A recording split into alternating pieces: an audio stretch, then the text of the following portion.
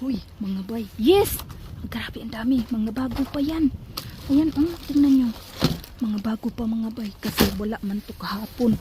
Ewan ko kung ano meron dyan. Pero marami silang tinatapon. Tingnan mo. Ayan. Mga apple na naman.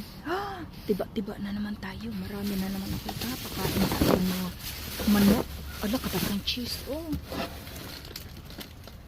Wala akong hawakan. Naiwan ang hawakan ko doon sa manok. Doon sa manokan. Ito dalhin ko. Yan. Kunin ko na siya. Saglit ang mga bay ha. Ayan, hakutin ko siya mga bay.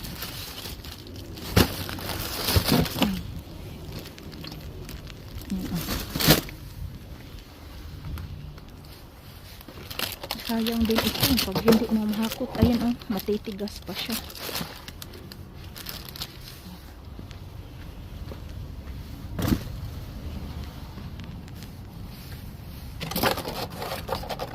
Mga cheese. Ito yung sinasabi ko. Kakain ang manok ko nito ba? Pero maganda pa siya amin ito. Ay, may mold yung isa.